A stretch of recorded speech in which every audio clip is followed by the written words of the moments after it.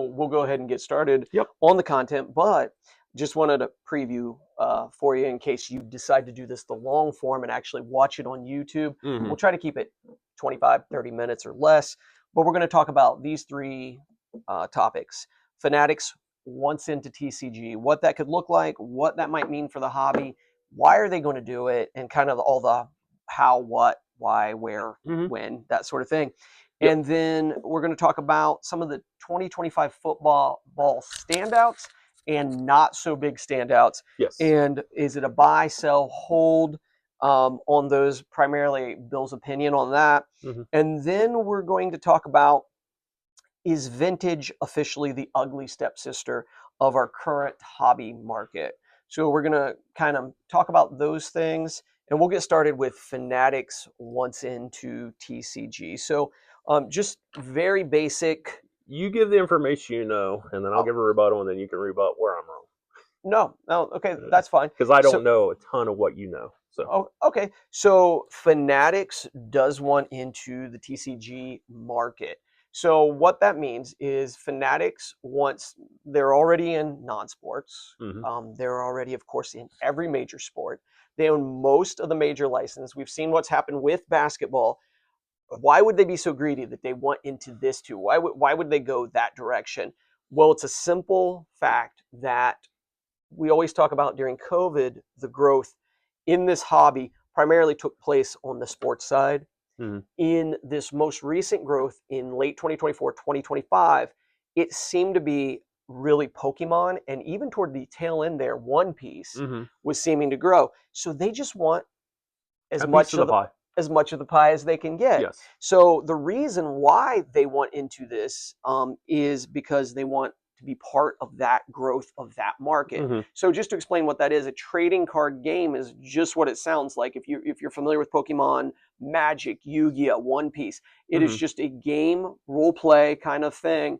A customizable trading card game. So you can buy cards and hopefully find cards to add to your deck to play somebody. So it is something, but it is turned into, especially with like the Pokemon market, as a collecting, not a playing.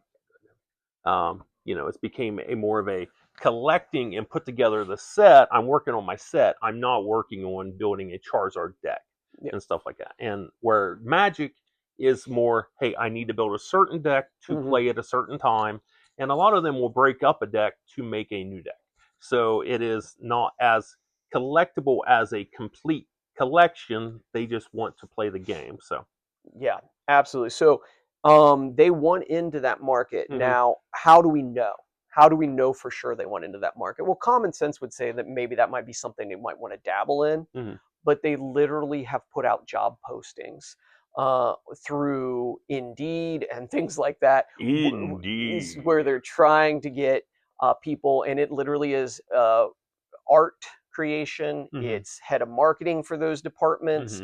It's things like that. And we're talking multiple job postings for those positions. So these are now positions for something they're gearing up to do.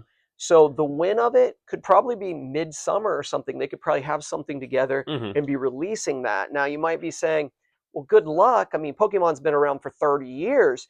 Magic's been around for 45 years or whatever. Like, how are they going to step in? Well, we saw One Piece actually make a little dent in that. And then Yu-Gi-Oh kind of go down a little bit over the last year or two. So it is possible. And the one thing you got to remember, the how of it is Fanatics controls this hobby. They don't control the TCG hobby yet, but they probably can get their foot in there with all of their marketing, with all the big names they have on board, like Tom Brady, with their just influence. And their actually influence over shops. If they put out a TCG product, no matter how dumb that the local shop might think it is, their arm will be twisted, depending on how you look at it, or they'll have the opportunity to purchase some of those products. And so they've also seen the success of the Bo Jackson product, which one of our expertise in the gaming side that works here, and you guys have to know it's not me or Robert, Bobby, says it's really not a fun game. It's really not a pretty dumb game. but people buy it all the time. Thanks, man. People buy it all the time to try to hit autographs or hit a certain version of a card and stuff like that. So it's more of a collecting, not a playing. Mm-hmm. Yeah. So one of the things that, before we got started and we were talking about these topics, Bill and I both kind of threw out Lorcana, Mm-hmm. because Lorcana was the hottest thing since sliced bread about Mm-hmm. 2 years ago. Yes. And then now it's kind of fell off. Well, Topps already has Disney licensing. Yes. And so if there could be something worked out with Lorcana where they could revive that, that could even be possibly part of this plan. Yeah. So that's basically, the info we wanted to give you. So I wanted to get Bill's thoughts as far as, do you think it can be successful? And do you think in 2026 they can get something out there that at least takes 20% of the pie? Okay, so I think that because of how big this Fanatics machine is, yes, definitely they can get a product going. Will it go over with fans? I don't know. It's kind of hit and miss. Like I said, and we do think that there are games that are susceptible to them to purchase, like Lorcana, or like last year's MetaZoo did really good for a couple years during the pandemic, and then it just fell off, and the company went out of business and all that. So it doesn't make sense for them to start their own game. It makes sense to buy an established game and work from it. So, like we said, Lorcana, very susceptible probably to purchasing. They don't have to worry about getting the Disney license. They also have a Marvel license. So, I mean, they could come out with a Marvel version of Lorcana. So it's like they could go in a lot of directions and stuff like that. We don't know which direction they're going to go yet, but I think that they're seeing with. I mean, to be honest with you, this is where having a shop is a hindrance compared to selling in the market. And I'm just talking Whatnot and Fanatics Live and stuff like that and doing breaks. Because your average customer that comes in the shop, parents or whoever's buying for them, $100 is a lot of money. And that's about the top end that they want to spend in this general area. And it may be more in certain areas, it may be less. But this area, about $100. Well, when a hobby box of Topps Chrome is almost $800, but they can buy a EBT off us for $100 and actually get most of this time something. You spend $100 and you get $30 worth of cards, or do you spend $800 and get $60 worth of cards by the time it's said and done? So it's basically taking the chance of, well, I'd much rather spend $100 than $800. And that's a market that right now they can't make any money off Pokemon because they don't own Pokemon or Magic and stuff like that. So yeah, definitely into that market they'll go. Yeah, and you definitely bring up an interesting point. This is one of the things that we didn't cover is, let's say they go into, Disney. You don't really have to pay much for Donald Duck's autograph. Nobody cares to have a piece of something Donald Duck wore in a play, in 1986 or whatever. So it is very affordable to produce and to keep these products affordable. And so that's a whole new group of people, because I think a lot of the growth in this hobby over the last 12 to 16 months has been on that TCG side, because like you said, Topps Chrome hobby boxes, basketball are $800. Cosmic Chrome baseball is $750. Yep. So you can get a decent group of cards for, like you said, $100. Yeah. The one other thing is that, with that being said, that those markets, they're not in the market, so there are definitely shops that are living off of blasters and mega sales and not the regular Chrome products or the regular high-end products. So yep. So we'll bring that to an end. So look for Fanatics to get into TCG in 2026 for sure. So this one will be quicker, and it's just, I'm going to throw out some names. Oh, one other thing I wanted to say about that. So the one of the other things that spurred on the market also was Magic coming out with the One Ring with the Lord of the Rings, and literally there was only one, and it sold for $2 million. Yes. Literally out of a box. Now, granted, those boxes when they came out were supposed to be 150, $200, and then the boxes got up to like $1,500. But people were still buying them, trying to get, and they were serial numbered. Before Magic was never serial numbered. With sports cards, everything's serial numbered. So if you do put a product out, all you got to do is spice it up with some serial numbers and stuff like that, and people will automatically go after it because they're buying it for trying to add value, not play the game. So that's where the collector side comes in. Sorry. True. Good. Oh no. So this next thing is I'm just going to throw out some key guys, Sure. I guess, from 2025. Yep. With a little bias toward the Bengals, on this list. Mm-hmm. But 2025 NFL standouts and not so standouts. And is it time to buy, sell, or hold? Mm-hmm. And again, we are just going to ask Bill's opinion. So buy, sell, or hold. And Okay. we're going to start with Josh Allen. Okay, so so I think that it's coming to a time, he's been in the league we're coming up on 10 years. Mm-hmm. It's either he's going to have to get over the hump or not get over the hump. So if they don't get anywhere, they are in the playoffs, right? Mm-hmm. Okay, so if they do not win the Super Bowl this year, I think it's probably time to sell his cards. Really? I think that he's had every combination of wide receiver and running back. He's had all of this together several times and has never been able to get past that hump. And if he doesn't win it this year, he's going to run out of years that he could win it. And you should probably get rid of him when he's on a high than when he's on a low. Okay.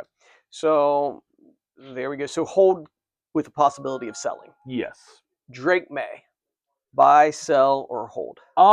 So Drake May, I would probably hold because hopefully you bought him at the right price.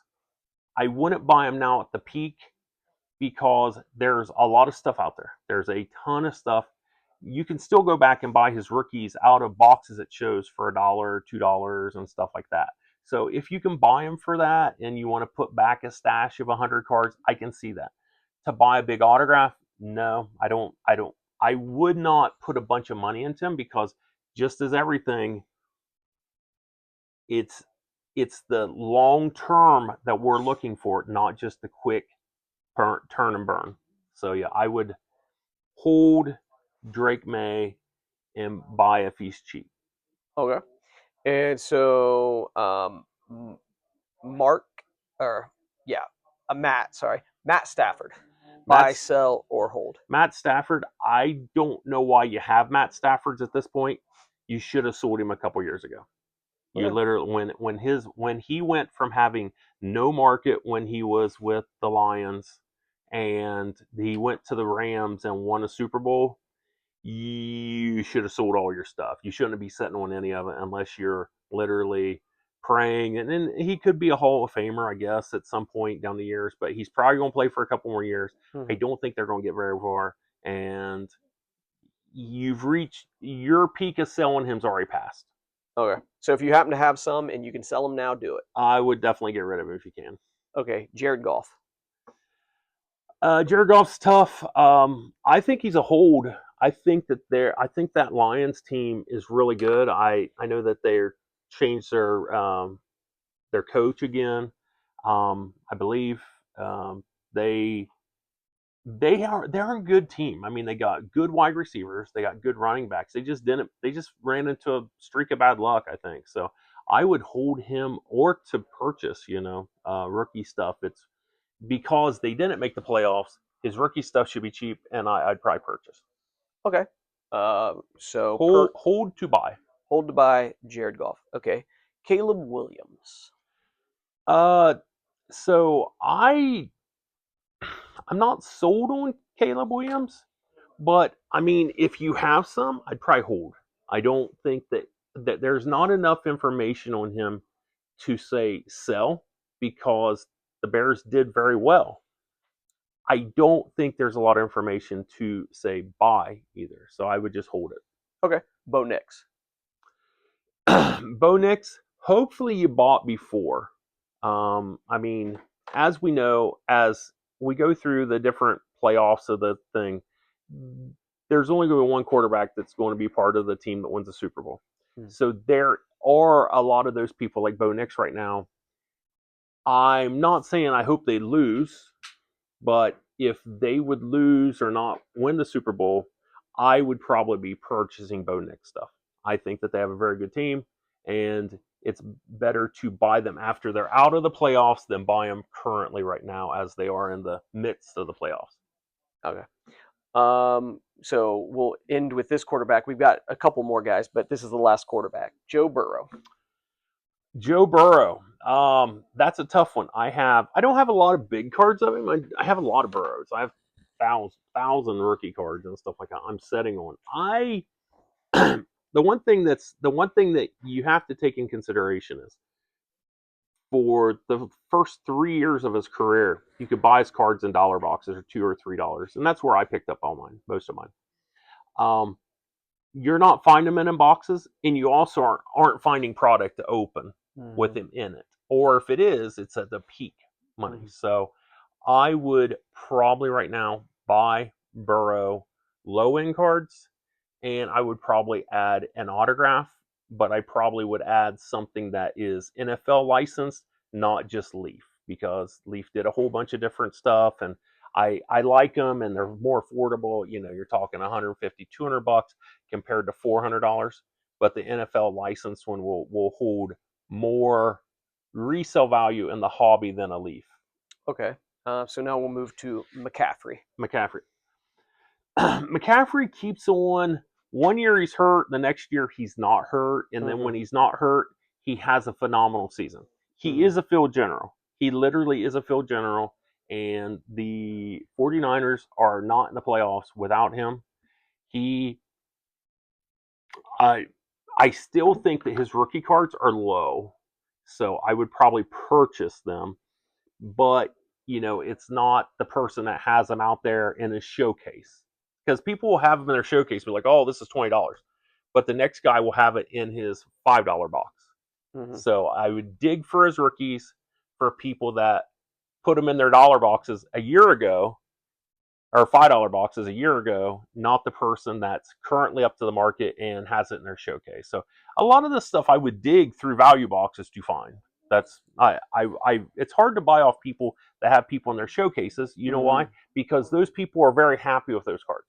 They're like, oh, these are the best cards.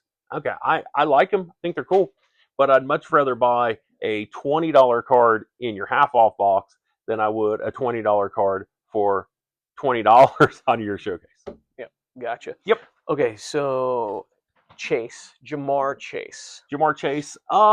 He goes with Burrow. I think he's going to be. I mean, they're all under contract. We don't have to worry about contracts for a couple of years. I think they have one. If they can get all the cylinders working at one time, they could win the Super Bowl. I really think so. So I would definitely hold to purchase. But like with him, I don't purchase big autographs and stuff like that, because when you purchase something for $400, if something happens, he gets hurt and all that, that gets knocked down in half, where his $5 card only gets knocked down $1. So you're just taking the less risk on the lower end. Yeah, that's true. So one last guy, and then when I kind of put him out there, I'll kind of mention the Bengals here. Yep. So T. Higgins. So what I would say is Bill's idea of holding on Burrow, holding on Chase. I imagine that might be what he's going to say on T. Higgins. I couldn't agree more. When you look at Burrow, the potential is absolutely there. When you look at Chase, we don't even have to talk about potential. He was the best wide receiver in the league, and T. Higgins might be top 5.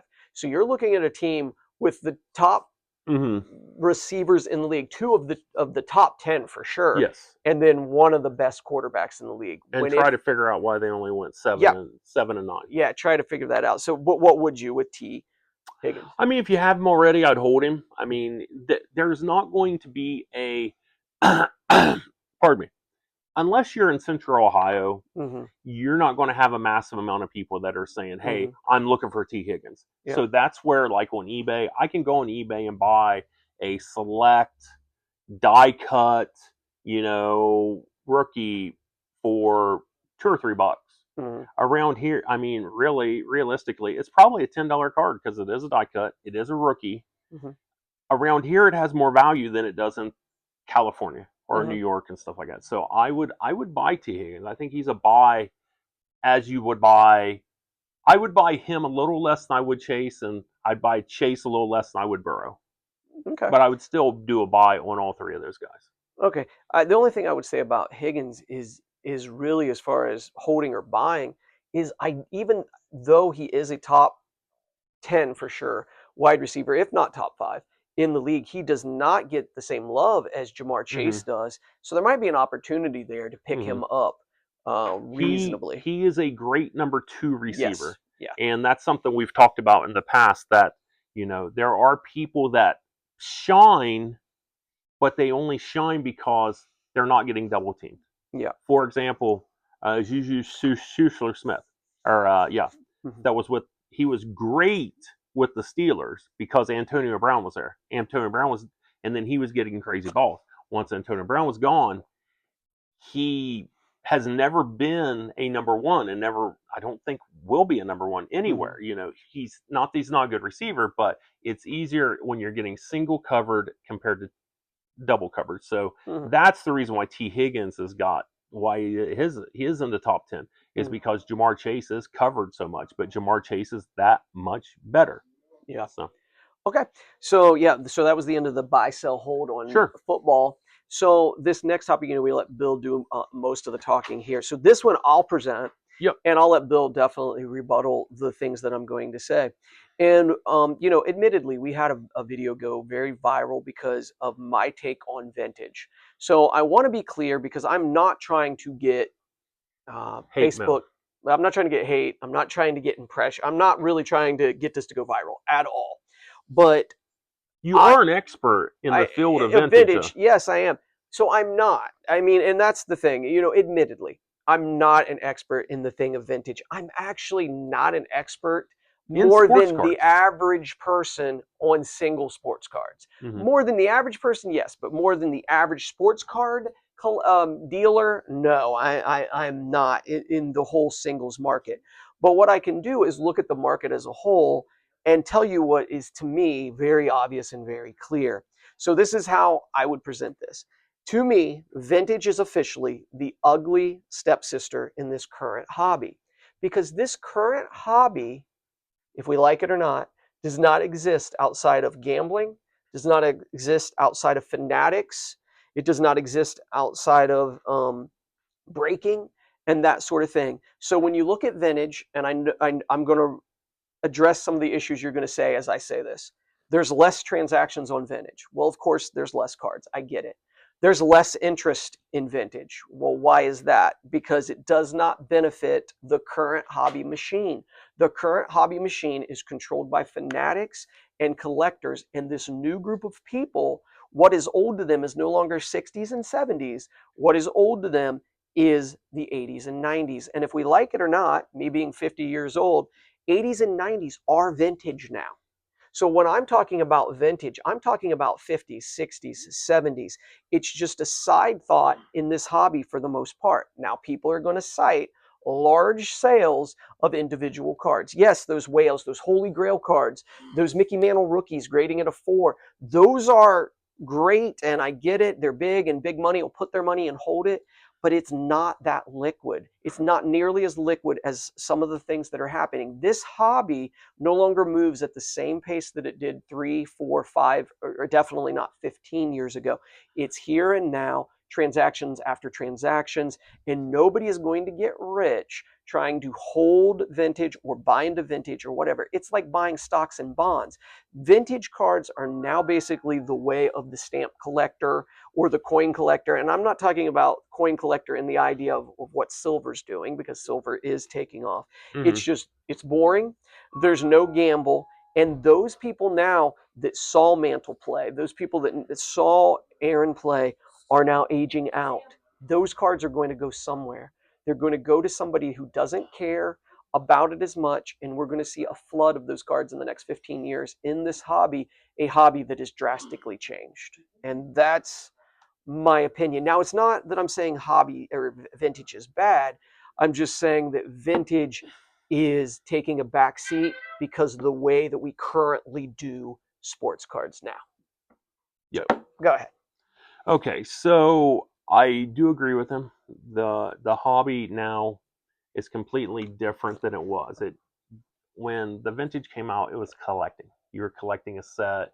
You were trying to put together the best set you could, and maybe it were worth money sometime, you know. And through the 80s and 90s, we saw an increase of it. In the 80s, we thought, wow, you know, the 60s were getting worth money, and you know, and therefore, you know, every couple of years, older got worth more money. But there is no real gamble with vintage. Either vintage is in a hands of people that know what it's worth, or feel like they know what it's worth, and it's graded and they can comp it and stuff like that, or it's a fresh collection that's been found and someone's speculating and then kind of buying and gambling by grading it, like sending it away to getting graded and getting an SGC 4 on something, and they're like, I thought it was going to be a 6 and it's a 4. So that's where the only gambling that can happen with vintage.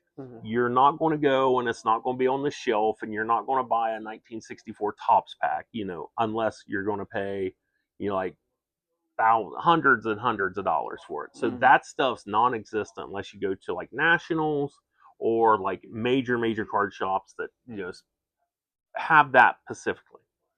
So that side of the market is completely out.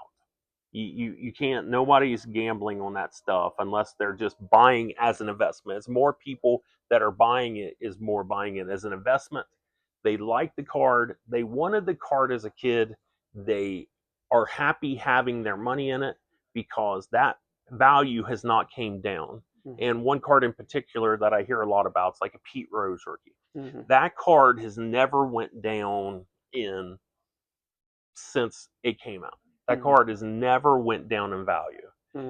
It fluctuated maybe in like the 2000s or whatever with the scandals and stuff like that, but it's never went down in value. It's always been hundreds and hundreds and thousands of dollars. Now more, you know, because everybody grades everything. So yeah, you can't compare the two, because to have that stuff, you have to be collecting slash investing. To do the modern stuff, there's hardly any collecting.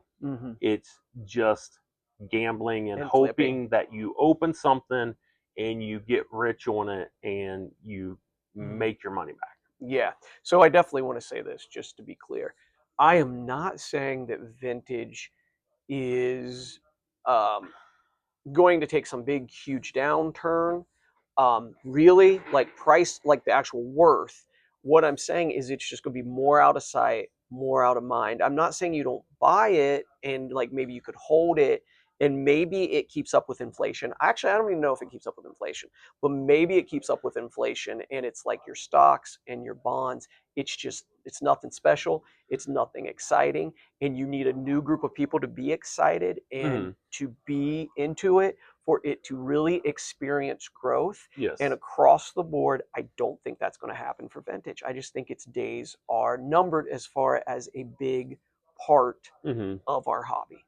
Well, anybody coming in now, you know, they don't look at a vintage box. You know, we still weekly, daily, or probably at least weekly have somebody come in and be like, hey, you got any 64 Topps commons? Yeah. I don't. I don't carry them. You know why? Because I don't get enough of them brought to me in good enough shape for me to resell them. And then the one thing that's weird, the other thing is people bring them in and they look it up, and then they're like, oh man, this is a $70 card. But I'm like, sorry, that card you looked up wasn't bit in half like yours is. Yeah. And there's nobody wants it, you know. So very few people are going back and trying to put together sets. Yep. So basically, when you come to your, what we would say in the market, common cards, yes, I see no essential value for future, especially if the condition is not really minty or really high valued. Even semi-stars, people forget about. There's no kid come in and be like, "Hey, do you have any Eddie Matthews or Harmon Killebrew or Harmon Killebrew?" Nobody's coming in and asking for those guys. Now, does that mean their cards don't have any value? No, it doesn't mean that, but it doesn't to them. So that's it. So there's not a new generation coming in to that market as many as people are coming into the new generation of all the other sports or TCG. Yeah. So with that being said, you have this market that would have at one point collected vintage that now is not collecting vintage because they are split between trying to keep up with the Joneses and their friends doing the sports cards, but also are still, it's easier to obtain, seems to be, and more a price efficiency. TCG as a chance to try to make TCG money. is interactive. TCG is absolutely interactive, and that's what we've talked about. A TCG card that is damaged still has value. It should be about half the value.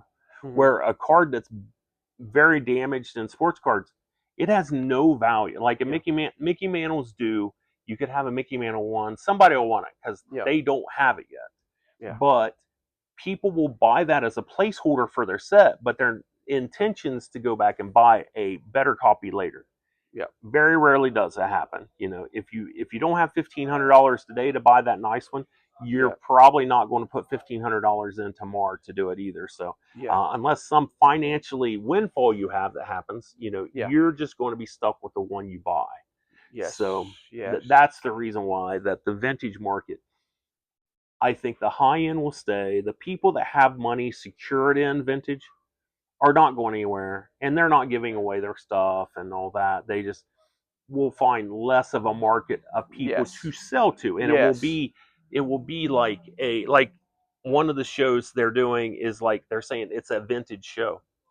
You got a bunch of people with vintage, but most of the people that are in vintage have already been to those dealers, and they either have bought everything they need or decided to start a new set, or they're looking for a nicer copy, hoping they find something better than the one they have. So we appreciate you guys watching. So if you watched this whole thing or you caught an Opus Pro clip, just remember we're on all forms of social media. And we've started. OnlyFans? Have we started? No, not that. But almost everything else. And we also do a Facebook Live break on Monday nights now on our Facebook page. Yes. So we appreciate you